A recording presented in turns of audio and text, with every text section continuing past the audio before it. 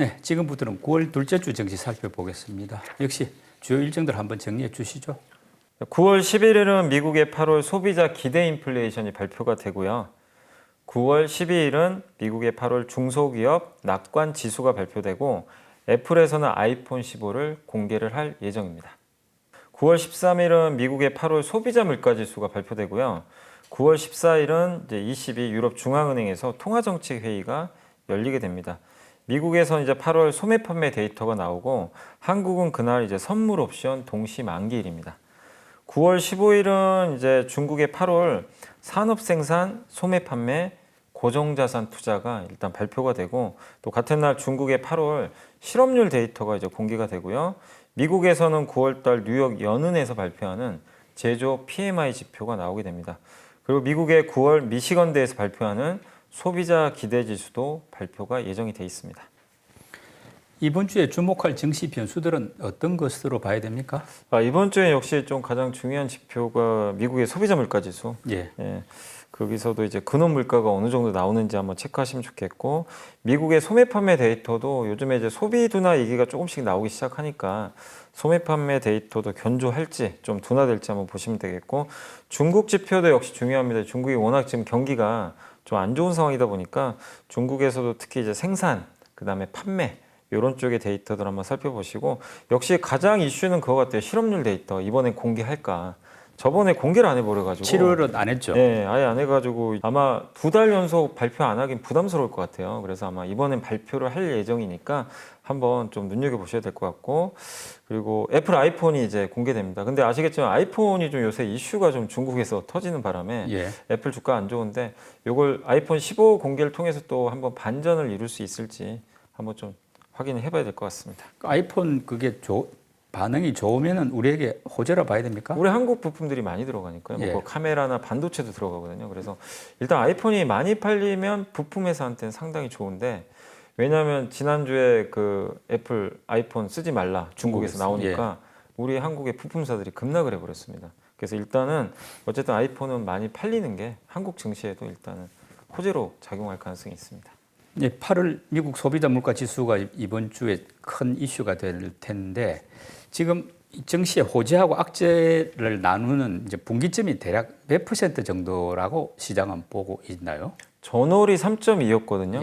예, 근데 클리브랜드 연인에서 항상 이거 발표하는데 이번에 3.82로 예상을 했어요. 보통 제가 봤을 때는 일단은 그 3.56 정도를 시장이 예상하지 않을까 이렇게 보고 있어서 3.5 이하만 나와준다면 저는 괜찮다고 보고 있고요. 왜냐하면 이제 유가도 올라가고 했기 때문에 다들 예상은 해요. 전월보단 무조건 오른다. 이거에 대해서 이제 의견은 없는데, 오르는 폭이 뭐 예를 들면 진짜 클리브랜드 얘기처럼 뭐 3.81을 넘거나 뭐 4 근처로 나오면 이게 또 놀래버리겠죠, 시장이 한번.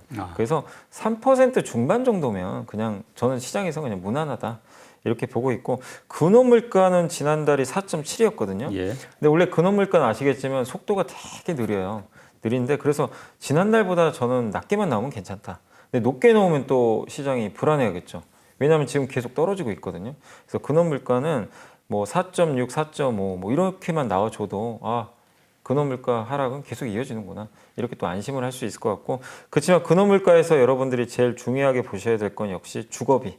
주거비가 비중이 제일 크거든요. 사실 숫자도 중요하지만 어떤 그 항목이 꺾였는지 그걸 좀 잘 체크를 해야 될 것 같습니다. 2차 전지 공매도 잔액이 늘어나가지고 뭐 5조를 넘겼다 이런 이야기가 있는데, 지금 갑자기 2차 전지에 이렇게 공매도가 외국계가 특히 심한 것 같은데 많이 달라붙는 이유가 뭔가요? 일단 이게 공매도 잔액이 진짜 많이 늘었더라고요. 에코프로부터 에코프로 BM 뭐 이런 기업들, 포스코홀딩스까지 에코프로 공매도 잔액만 1조 7천억이라고 하는데, 이게 2거래일 만에 2배 늘었다는 거는 굉장히 급하게 공매도를 했다는 얘기인데, 결국엔 아마 그건 것 같아요. 제 생각엔 MSCI 지수 편입했거든요. 그 에코프로가 아마 보통 이렇게 지수 편입을 하면요 더 이상 수급이 안 들어오더라고요. 모멘텀이 이제 소멸됐다고 보는 거네요. 이제 그걸 보고 공매도하는 쪽에서는 이거 주가 좀 빠질 수 있겠구나 하고 단기 베팅을 좀 세게 하는 거 아닌가. 그래서 2거래일 만에 지금 갑자기 지금 공매도 잔액이 2배 늘었다는 건 사실 그게 정상적인 상황은 아니거든요. 그래서 아마 수급에 대한 부담을 예상을 하고 일단 공매도가 좀 늘어난 것 같고 또 그거 말고도 요즘에 이제 그 2차 전지에 대해서 일단 모멘텀이 없다라는 또 얘기들이 좀 많이 나오곤 있어요. 왜냐하면 지금 3분기까지는 좀 실적은 좀 안 좋을 것 같다라는 그런 분석들이 좀 많다 보니까 일단 불편한 거죠. 근데 주가는 좀 올라 있는 상태에서 모멘텀은 좀 떨어지고 숫자도 좀 잘 안 나올 것 같고 근데 주변주들은 또 좋단 말이에요. 뭐 로봇주가 나오고 뭐 자율주행 이런 업종 비만 치료제 이런 대안주가 있다 보니까 분산되거든요. 그러면 이것도 역시 2차 전지에는 당연히 좀 부담이 될 수밖에 없는 거죠. 그래서 공매도 잔액이 저는 좀 급증한 게 아닌가. 그러니까 한마디로 내려간다에도 베팅할 수도 있지만 지금 공매도하는 또 주체들의 목적은 야 여기서 더 오르겠냐. 예, 이렇게 모멘텀이 없는데 당분간. 그러니까 이제 계속해서 공매도를 늘려가는 게 아닌가. 예, 이런 좀 그 의도로 저는 좀 공매도를 좀 하고 있다라고 좀 보고 있습니다. 그 중국이 지금 배터리를 과잉 생산해 가지고 가격이 지금 뭐 덤핑하는 식으로 해가지고 많이 떨어지고 있다 이런 이야기가 있는데 이제 중국은 주로 LFP 배터리니까 우리가 하는 NCM 3원기하고는 약간 품목이 다릅니다만은 그래도 우리 2차 전지에 약간 이게 어떻게 영향을 미칠까 좀 궁금한데 어떻게들 보시나요? 일단 배터리 공급 과잉이라는 뉴스가 좋을 수는 당연히 없죠. 예. 공급이 부족한 게 항상 좋은 거니까 네. 이 주가에는. 근데 이제 이게 우리나라에 이제 어떤 영향을 줄 거냐, 요걸 좀 봐야 되는데 큰 영향을 당장 주긴 어려운 게 왜냐하면 우리나라가 중국 시장에서 플레이를 하는 업체들이 아니거든요. 예. 그냥 거긴 거기에요. 우리 한국 기업들은 중국에 거의 못 들어갑니다. 배터리 자체가. 네. 예, 그렇기 때문에 중국의 공급 과잉 이슈가 사실상 크게 영향을 주긴 어려워요. 근데 만약에 미국에서 공급 과잉이 생겼다. 이거는 이제 엄청난 악재가 될 수밖에 없는 거죠. 예. 근데 미국은 공급 과잉 들어보신 적 아마 없으실 거예요. 공급이 아직도 너무 부족합니다. 예, 유럽도 아직은 뭐 공급 과잉 이슈가 없고 그래서 제일 걱정되는 건 사실 그거예요. 중국의 이 공급 과잉된 배터리가 다른 나라로 가버리는 거죠. 그러니까요. 그러면 이제 그거는 충격을 줄 수 있는데 우리 배터리 회사들이 올라간 거는 어느 나라 때문이냐면 미국 때문입니다. 근데 미국에 현실적으로 배터리가 들어가기는 아직 그러니까 공급 과잉이라고 수출할 수 있는 건 아니라고 저는 생각을 하거든요. 예. 그래서 공급 과잉 이슈 때문에 뭐 우리나라가 당장 피해를 받는다. 예. 저는 그렇게까지는 좀 보고 있지는 않습니다. 뭐 최근에 2차 전지에 모멘텀이 별로 없는데 그래도 조금 앞으로 생각해 볼 수 있는 뭐 호재거리 있다 찾아본다면 어떤 게 지금 기다리고 있을까요? 일단 가장 중요한 건 정책이고요. 예. 아직 사실 미국이 중국을 뺐다는 얘기를 명확히 한 적은 없어요. IRA 법안에 의해서 그 우려 국가가 중국이라고 명시는 안 했어요. 예. 이거를 명시를 해줘야 돼요. 명확하게. 네. 그래서 그게 들어가면 일단은 또 한번 움직일 겁니다. 아 이제 진짜로 중국 이거는 이제 못 들어가겠구나. 왜냐하면 자꾸 우회한다는 얘기가 자꾸 나오니까. 그렇죠. 우회 진출 이야기 네, 나왔죠. 불편하거든요. 어쨌든. 그러니까 그거를 이제 못을 박아주는 그 성명서가 딱 나온다면 일단 이제 배터리주들 한 번은 좀 움직일 것 같고 그 다음에 요새 이제 그 전기차가 좀 약간 성장률이 둔화됐다. 이제 판매량이 예전 같지 않은 것 같다. 성장률이 이런 얘기들 자꾸 나오거든요. 결국 숫자가 바뀌어야죠. 예. 그래서 3분기까지는 너무 큰 기대는 안 하시는 게 좋고요. 이제 근데 그건 주가에 반영을 했어요. 그래서 저는 말씀드리고 싶은 게 LG엔솔이 10월 초 정도에 아마 3분기 숫자가 나올 거예요. 실적이 안 좋을 겁니다. 생각보다는. 근데 그거는 중요하진 않아요. 4분기가 어떻게 될 거냐 이거예요. 그래서 4분기에 대한 전망이 긍정적으로 나온다면 분위기가 바뀔 수 있다. 그래서 그 결국 숫자하고 정책의 싸움이거든요. 네. 근데 이 두 개가 지금은 아직 안 보이니까 그래서 일단 저는 10월에는 조금 그런 우리가 생각보다 좋은 데이터나 아마 10월이나 11월에 또 미국에서 그런 얘기들이 나올 수도 있는 거거든요. 예. 그래서 그런 것들이 나와준다면 그래도 2차 이제 또 분위기 바뀌지 않을까. 그래서 한 달 정도는 어쩔 수 없이 좀 깜깜하게 지낼 수밖에 없다. 이렇게 좀 말씀드리겠습니다. 이제 삼성전자 같은 경우는 엔비디아 수주한다 이야기가 나오니까 지금 기대가면 7만 몇천 원 뭐 다이아로 이렇게 주가가 올랐다가 그 이후에 뭐 차익 실현 물량 때문인지 주가 좀 빠졌지 않습니까? 7만 원 선이 다시 깨지기도 하고 막 그랬는데 이렇게 뭐 전체적인 분위기가 썩 나쁘지 않은데 주가가 계속 주춤거리는 이유는 뭘까요? 아니 삼성전자가 특별히 악재에 나온 건 없고요. 이제 없는 상태고 뭐 일단 미중 갈등 정도 뭐 그 정도였고 근데 보면 외국인은 계속 사고 있거든요. 네. 그러니까 외국인들은 일단 삼성전자에 대해서 우호적인 시각은 맞는데 파는 주체는 기관과 개인들이에요. 네. 여기서는 굉장히 많이 팔고 있어요. 그러니까 일단 기관과 개인의 공격적인 매도가 일단 상승을 막아버리고 있는 것 같고요.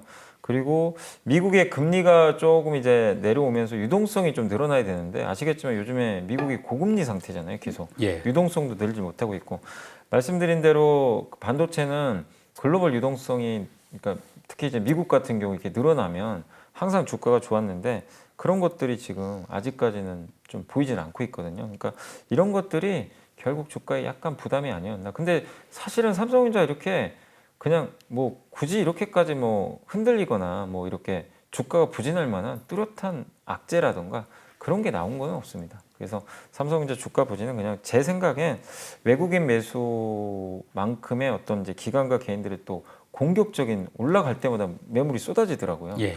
그 수급 이슈 때문이 아닌가. 그동안 보고 많이 있습니다. 물려 있다가 보니까 이제 약간 네. 이른바 본전을 찾으니까 그냥 그러니까 이제 7만 2, 3천 원이 본전이라고 하는데 네. 거기서는 팔려는 수요가 좀 많은 게 약간의 상승을 막고 있지 않나 이렇게 보여집니다. 이제 자율주행 시대가 되니까 차량용 반도체에 대한 관심들이 커져가고 있는데 국내의 어떤 차량용 반도체 밸류체인은 지금 어떻게 형성이 되어 있습니까? 아 이제 반도체 같은 경우는 주로 이제 중앙에서 이제 모든 걸 컨트롤하는 그런 칩들은 사실 이제 그 자동차 회사들도 그렇고 엔비디아가 그러니까 테슬라는 자기가 직접 하고 있고요. 뭐 예. 엔비디아도 자율주행용 칩을 만들어서 이제 주죠. 뭐 자동차 고객사 이런 데다가 납품을 하기 때문에 가장 핵심이 그런 칩인데 그쪽은 사실 이제 거의 대부분 미국 기업들이 좀 하고 있다. 그걸 파운드리 하는 회사는 삼성전자도 하고 있어요. 예. 그러니까 이제 우리 한국 같은 경우는 삼성이 그걸 제조해 준다. TSMC랑 경쟁하면서 그게 밸류체인이 좀 갖춰져 있고 근데 그런 반도체 말고 자동차에 반도체가 워낙 많이 들어가잖아요. 근데 이제 우리나라 기업 중에서 제가 몇 개만 소개해 드리면 텔레칩스라는 기업이 반도체를 설계해서 직접 만드는 회사는 아니고요. 그냥 팹리스네요. 팹리스입니다. 이 회사는 그 내비게이션 같은 거 있잖아요. 뭐 예. 차량용 인포테인먼트, 네. 정보 제공.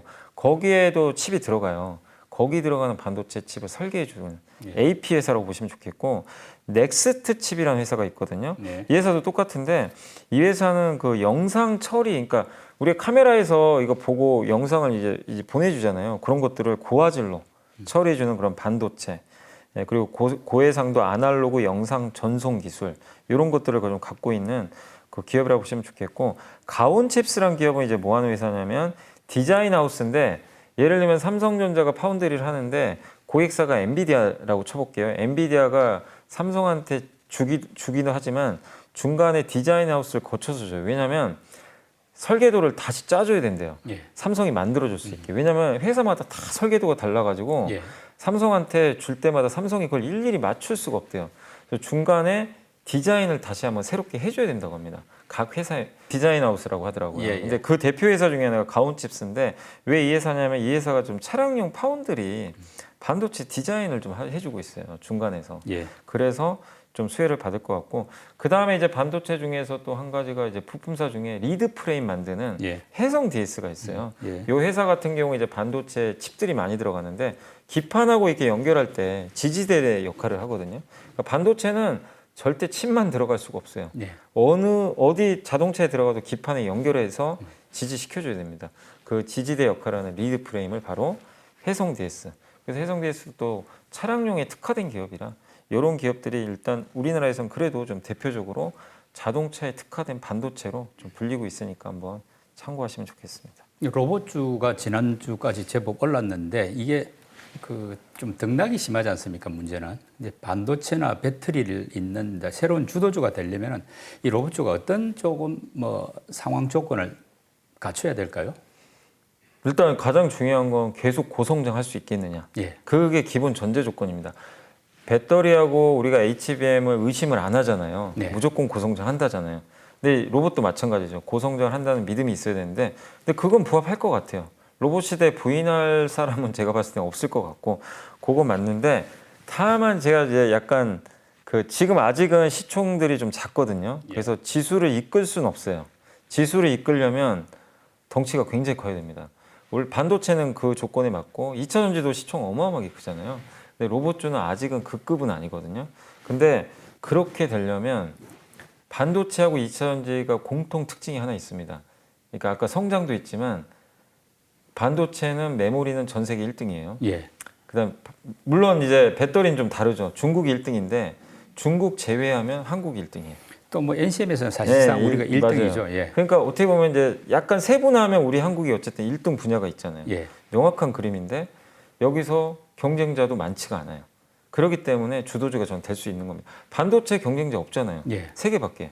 하물며 반도체는 중국이 만들지도 못해요, 사실. 네. 그렇기 때문에 주도주가 될 수 있는 역량이 있는데 로봇도 사실 그 조건이 맞아야 되는데 로봇은 안타깝게도 그게 어려워요. 예. 왜냐하면 우리 한국이 후발주자예요. 그리고 한국이 1등인 회사가 없잖아요, 로봇에서. 네. 대부분 일본 아니면 미국입니다. 그러니까 이제 보스턴 다이내믹스도 현대차가 인수하고 샀잖아요. 그러니까 사실상 우리 한국 토종 기업 중에 배터리나 반도체처럼 1등 할 수 있는 그런 업체가 나올 수 있겠느냐. 근데 아직은 사실 좀 쉽지가 않은 거죠. 그리고 로봇은 또 중국도 잘하거든요. 사실 또 중국과도 경쟁도 해야 되고. 그래서 만만치 않기 때문에 저는 그래서 시장을 이끄는 뭐 로봇주가 주도주가 된다 이거보다도 로봇주는 그냥 기업별로 잘 선별을 하자. 네, 그래서 삼성, 현대차랑 같이 갈 수 있는 그런 기업들. 네. 레인보우가 삼성이 결국 지분 투자해서 이렇게 된 거잖아요. 네, 그래서 저는 그런 것들을 좀 장기적으로 고민해 보시면 좋겠고, 다만 지금은요 성장 초입 국면이니까 뭐 너무 뭐 사이즈가 뭐 세계 1등 되니 마니 이걸 너무 고민할 필요는 없고, 지금은 그냥 초기 단계니까 저는 다 같이 그냥 좋은 그림 나오지 않을까 이렇게 좀 생각을 하고 있습니다. 주가는 기본적으로 실적에 비례하는 그런 성격이 있지 않습니까? 그렇게 볼 때 이제 3분기에 실적이 좀 더 개선될 것 같다 이렇게 좀 보이는 업종을 우리가 살펴봐야 되는데 대략 그렇게 파악이 되고 있습니까? 3분기에 좀 실적이 괜찮을 걸로 일단 보는 업종은 조선 업종 좀 괜찮게 보고 있고요. 완성차도 실적은 좋을 거래요. 실적 자체는 주가가 좀 안 가서 그렇지 실적 자체는 뭐 3분기도 괜찮을 거다.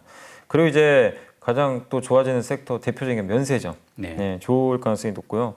엔터도 이번에 들어가 있더라고요. 3분기 예. 실적은 좀 괜찮을 걸로 일단은 보고 있고, 그 다음에 종합상사 업종, 예. 그 다음에 헬스케어 쪽에서는 의료기기 회사들, 그리고 건자재 기업들도 요새 이제 주택 거래량이 늘어나다 보니까 3분기도 좀 좋다고 합니다. 그리고 일부 기업만 몇 개만 말씀드리면 이익 기대치가 좀 상향되는 게 뭐 빙그레라든가 YG엔터, 뭐 HSD 엔진 조선사, 현대오토에버, 코스맥스, SK 오션플랜트, 클래시스 이런 기업들은 일단 이익 기대치가 조금 상향됐으니까 한번 참고하시면 좋겠습니다. 예, 초보 투자자들을 위한 팁 제공 순서로 연불리에 보고서 듣는 시간 됐는데요.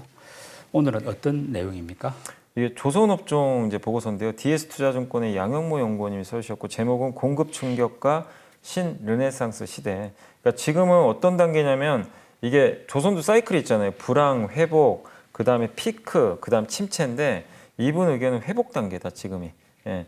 그래서 지금 발주가 앞으로도 많이 늘어날 것 같고, 그 다음에 그동안 지난 이렇게 보는 명확한 근거 중에 하나가 지난 10년 동안 그 해체가 많이 됐대요. 배가. 예. 배가 뭐 폐선되고 막 이 배를 이제 해체하잖아요. 과거에도 2000년대 초반부터 2007, 8년까지 슈퍼 사이클이었을 때 그 전에 10년 동안 배를 해체를 엄청나게 해놨대요. 그럼 뭐죠? 해체한 다음에 발주를 해서 채워야 되거든요. 근데 그때 또 조선 사이클이 이제 2000년대 초중반이 제일 좋았을 텐데 지난 2010년, 20년에 조선업은 최악이었습니다. 그러니까 이제 뭐 발주도 안 되고 구조조정하면서 배를 많이 없앴거든요.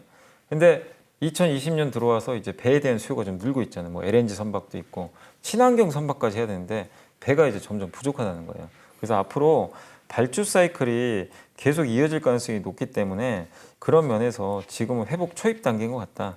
이렇게 좀 보고 있는 것 같고, 근데 이거를 뭐 이분 의견이 아니고 그 클락슨이라는 영국의 유명한 조선 이제 그 전망하는 기관이 있거든요. 근데 여기서 2027년하고 28년에 호황기가 올 거라고 지금 전망을 하고 있습니다.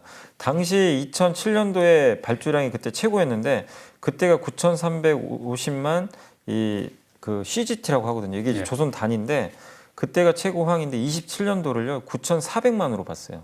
28년도는 1.2억. 그러니까 이제 그때보다 훨씬 더 좋은 호황이 올 거라고 지금 예상을 좀 하고 있다고 합니다. 왜냐하면 배가 이제 줄어들고 이걸 채워넣을 수밖에 없다고 좀 보고 있는 것 같아요. 그리고 가장 엄청난 사이클은 아직은 좀 멀어요. 2036년이라고 합니다. 예. 뭐 그때까지 보고 하실 분들은 아직은 없겠지만, 왜냐하면 선박 최대 수명이 30년이라 제일 많이 발주했을 때가 2005년부터래요. 예. 그럼 30년 후가 2036년이니까 그때는 그 1.4억. 한마디로 장기 전망이 좋은 거네요. 굉장히 좋을 수밖에 없다. 네. 그래서 요새 뭐 사이클 또 꺾이냐 아니냐 막 이런 얘기도 나와요. 네. 근데 이분 의견은 지금 슈퍼 사이클은 아니에요. 아닌데 이제 회복 단계다. 아, 회복 단계라는 건 오히려 편하거든요. 더 그렇죠. 오히려 지금이 슈퍼 사이클이면 불안한 거예요. 예, 예. 언제 이제 빠져나올 준비하고 있어야 되니까. 예. 그래서 오히려 지금 회복이니까 장기 투자도 가능하고 르네상스 시대가 오지 않겠냐 이런 내용이니까 한번 긍정적으로 보시고 탑픽은 삼성중공업 하나 꼽아주셨고 한국조선해양, 현대중공업, 하나오션, 현대미포조선, 해운주도 들어가 있으면 페노션은 일단 관심 종목으로 꼽아주셨으니까 참고해 주시면 좋겠습니다. 9월 FOMC를 앞두고 박스피 순환매 장세가 계속 이어지고 있습니다. 뭐 종목 고르기가 더 중요해졌는데 문제는 그게 쉽지가 않은 것 같습니다. 그래서 우리 연벌리의 비밀로터 열심히 보면서 투자 공부 더 효율적으로 하기를 바라겠습니다. 예, 오늘 순서 마칩니다. 예 이사님 수고 많이 하셨습니다.